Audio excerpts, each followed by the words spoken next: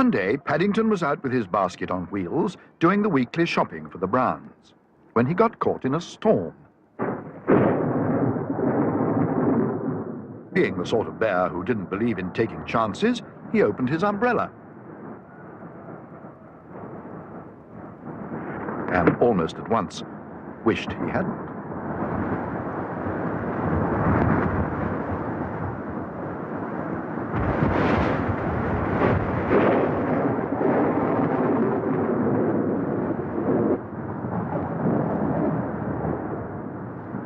Before he had time to shout for help, let alone close it again, he found himself outside the Podium Cinema. There was a film called Singin' in the Rain showing, not to mention a special attraction for 1 week only. It all sounded most interesting, and he hurried up the steps in order to find out more about it.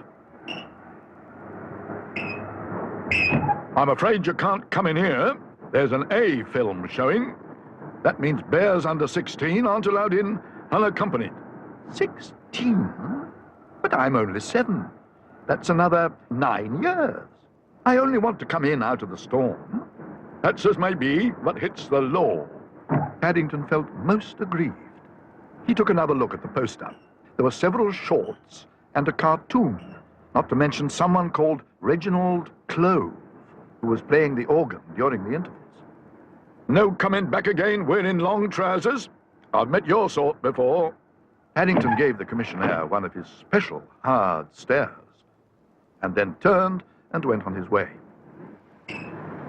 He'd never been to the cinema before, and in view of the weather, singing in the rain sounded an ideal way of keeping dry. Not that he felt much like singing himself. It was as he drew near to a door marked Exit that he heard the sound of music. Really? Where I stand, the sun is shining all over the place.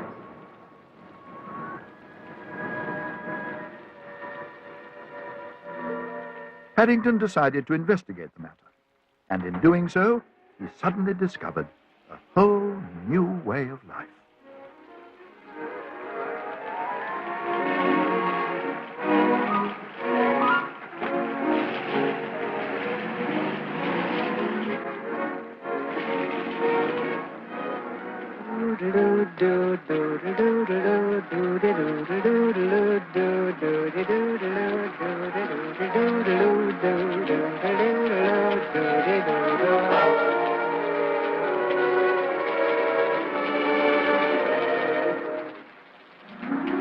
I'm singing in the rain, just singing in the rain. What a glorious feeling, I'm happy again.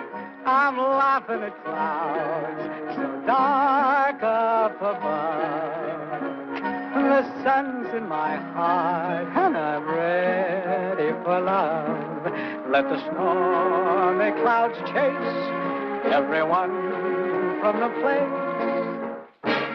Come on with the rain, I've a smile on my face. I'll walk down the lane with a happy refrain, just singing, singing in the rain,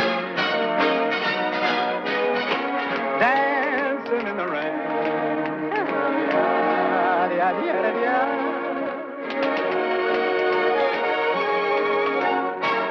I'm happy again.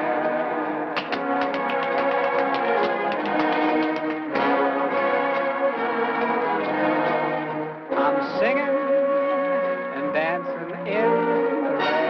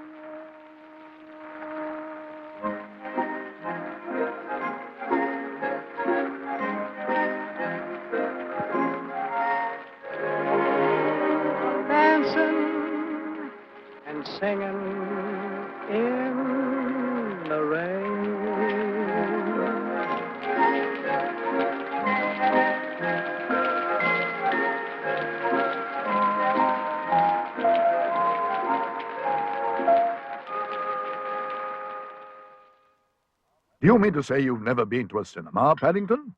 Never, Mr. Brown, said Paddington firmly, as he helped himself to a marmalade sandwich. They didn't have many cinemas in darkest Peru, and I can't go now unless I'm accompanied. It's a long time since we last went to the cinema, Mary. How about going this evening? Do you think it's wise, Henry? Oh, go on. Let's. Please? Do you think it's a good program, Paddington? Oh, it's very good. There's a film about the weather, and a cartoon, and an I beg your pardon film. That means bears under 16 aren't allowed in to see it by themselves. Oh, you mean an A film? That's right, said Paddington. That's what I said. An I beg your pardon film. And Reginald Cloves playing the organ. And I think it's very good value, Mr. Brown. That settles it. It sounds too good to miss. We'll go this evening. Thank you very much, Mr. Brown. If you like, I'll make some of my special toffee, in case we have an emergency. I've got a new recipe I want to try out.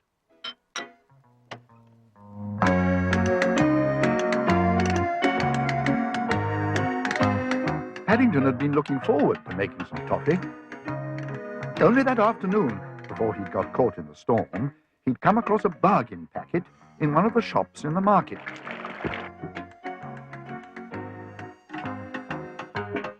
He'd gone there in order to buy some nails for Mr. Brown, when he came across a packet labelled Magi Toff. According to the instructions on the side, all you had to do was mix the contents with water and give it a good stir. In no time at all, it began to set rock hard.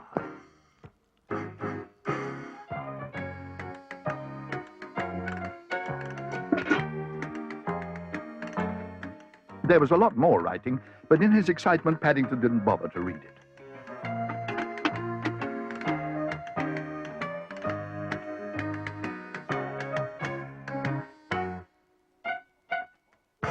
He had enough troubles as it was, trying to get the spoon out of the bucket. It was quite the strongest toffee he'd ever come across, and in the end, he had to break it up into small pieces with Mr. Brown's hammer before he could place it in the special bag that came with it. In fact, he was so worn out by it all, he was too tired to test it, which was most unusual. It was an excited party of Browns who arrived at the podium that evening. And while the others went on ahead to get the tickets, Paddington stopped for a moment to say hello to the commissionaire. "Would you like one of my toffees?" he asked. "They're special homemade ones, untouched by hand. It's all done by Paul." Toffees? Thank you very much, sir. Don't mind if I do. Ooh, come back, bear.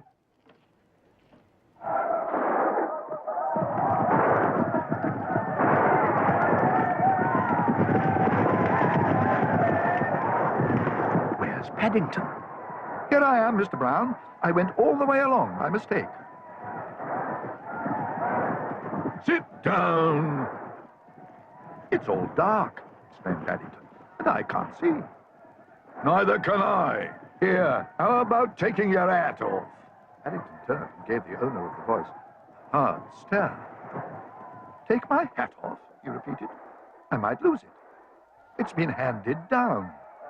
I brought it all the way from darkest Peru. My uncle gave it to me. You can look through one of the holes if you like." "How about putting the seat down?" suggested Jonathan. Oh, I didn't realize they were folding seats." "Are you enjoying it?" whispered Judy. "I think so," said Paddington. "Thank you very much." Although he was much too polite to say so, he'd been in the cinema for several minutes, and what with one thing and another, he hadn't had time to see a thing. Apart from that, he couldn't find his toffees anywhere, and he was glad he'd brought some marmalade sandwiches, just in case.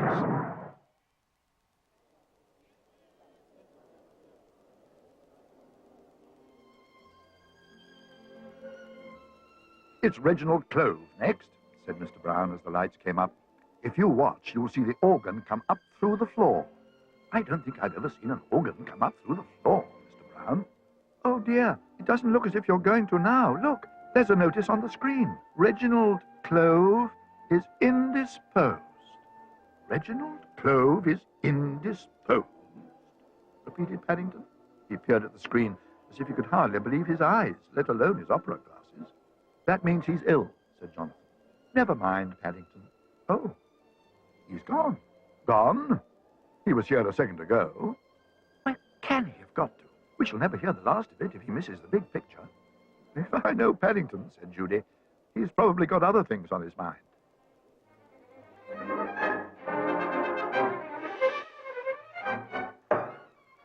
Paddington most certainly had got other things on his mind. Knowing how much Mrs. Brown was looking forward to the organ recital, he'd gone off to complain to the manager. But having passed through several doors marked private, he found himself in a long corridor full of old tin cans. And they seemed to be full of bits of celluloid. From behind a nearby door, he heard a noise which sounded like aeroplanes.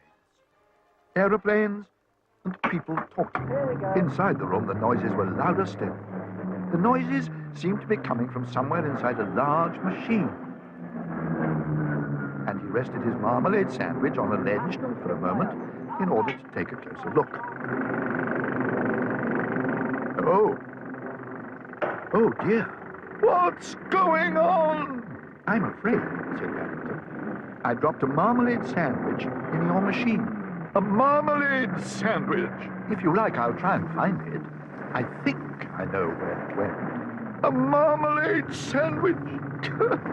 A marmalade sandwich? Paddington, I'd know that hat anywhere. Do something, Henry. I can't. I'm stuck. I think I found Paddington's toffee.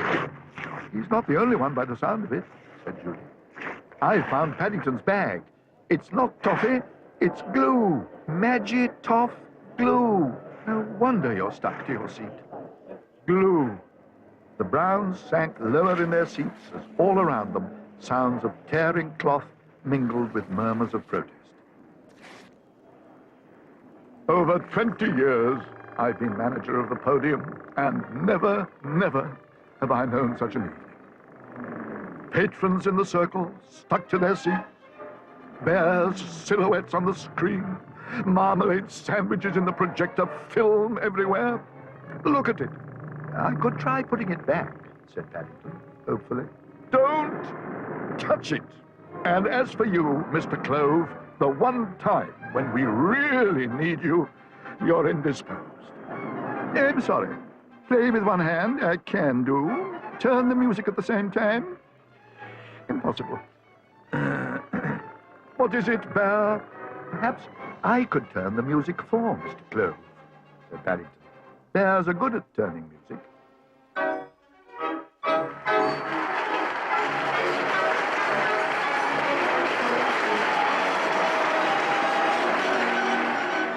Paddington decided that being in charge of the music on a cinema organ was quite the most exciting thing that had happened to him for a long time.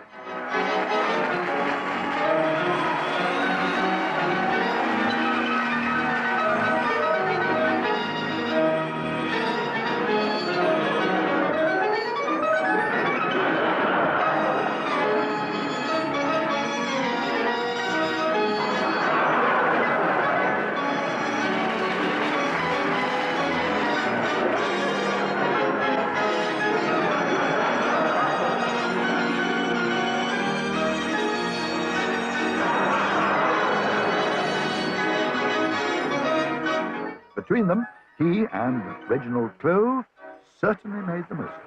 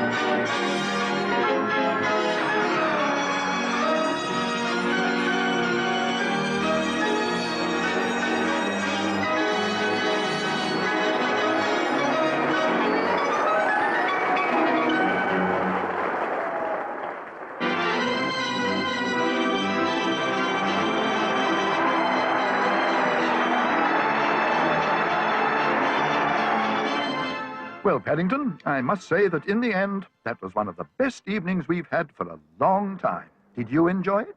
Oh, yes, Mr. Brown. Thank you very much. The manager of the podium must have liked it, too. He said you can come back any time you want to, provided you leave your sandwiches at home. And your Magitoff. But some other night, said Mr. Brown hastily. I think we're in for some more rain. Come on, everybody. Coming, Mr. Brown. All in all, Paddington felt it had been one of the nicest evenings he'd had for a long time, and he was anxious to enjoy every last remaining moment of it. I think, he announced to the world in general, I'd like to be a film star when I grow up. Especially one like Mr. Kelly.